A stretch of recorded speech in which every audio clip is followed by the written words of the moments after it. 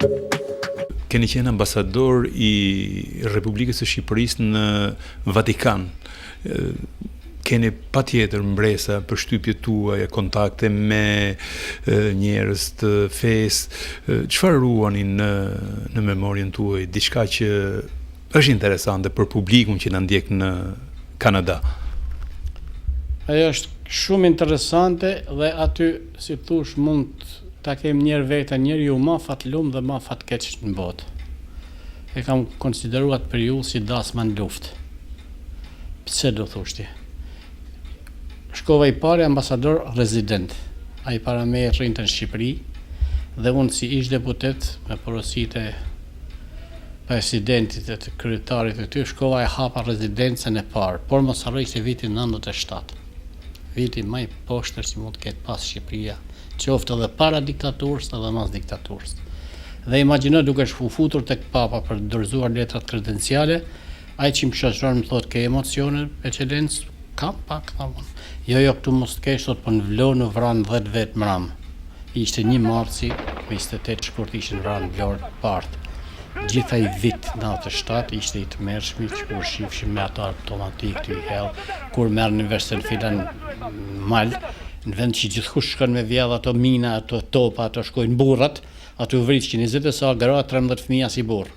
Pra sikur që oshin gratë me marë, pra plus një çmenuri që deri atëherë kishim një farë justifikimit me afan të hujve se mos na vënë faj kemi qenë korp zoologjik për 50 vjet, kemi kanë të izoluar për një diktaturë të shkalluar.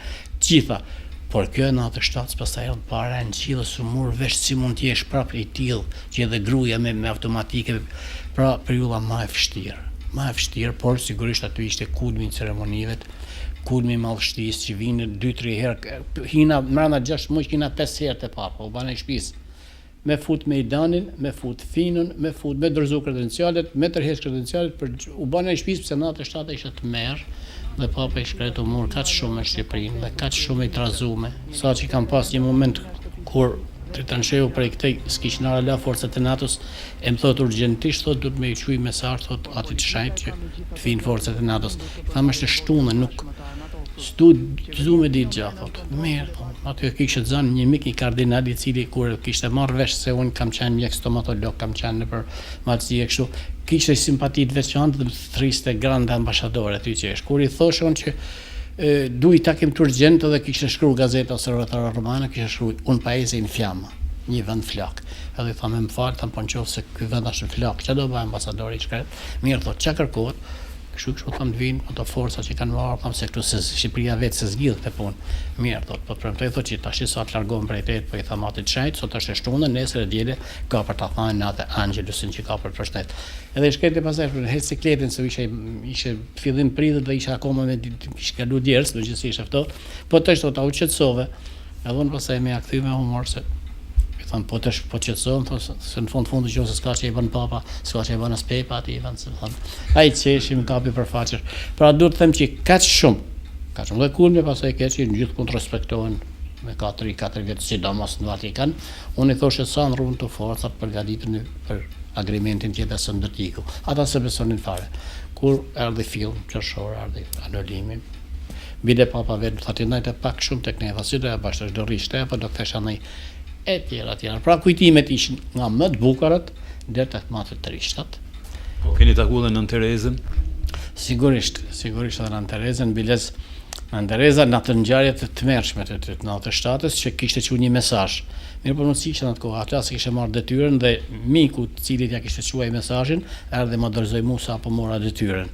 Ai mesazh i bën të thirrë shqiptarëve që ju lutet nana Terezë. Unë e di se keni drejt, se keni humb parat, e keni vrarë shpirtin, por mos e hupni për hir të pares që keni humbur dashurinë për njëri tjetrin dhe keni shpresën në Zotin. Ky mesazh natyrisht është shumë pareks, ajo e vunte. Nana vun shumë për këto ngjarje që punodhen tek ju, në Shqipërinë e saj. Dhe unë pastaj këtë ja përcolla gazeta me njëherë këtë janë dhe i dhurova dosin e diktaturës.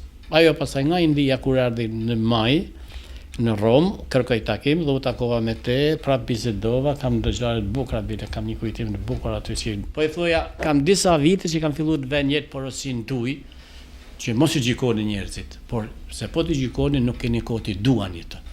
duajnë njerëzit dhe gjykimi deri janë i Zotit. Me thënë drejtën, tham një kohë pak përpara të kam gjykuar edhe ty një herë, edhe i kam bërë me gish kështu, edhe ju.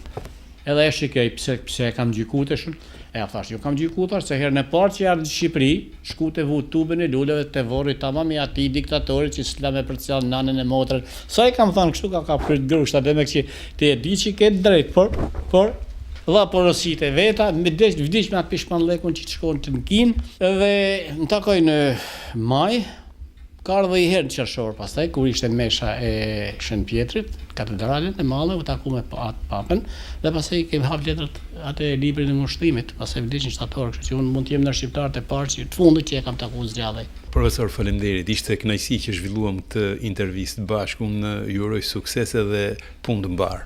Faleminderit gjithashtu, të favorime, suksese gjithë mirë. Ky segment u mundsua pjesërisht nga Sunny Shores Travel. Për bileta ajrore drejt vendlindjes dhe çdo drejtim tjetër, telefononi Samia Demin.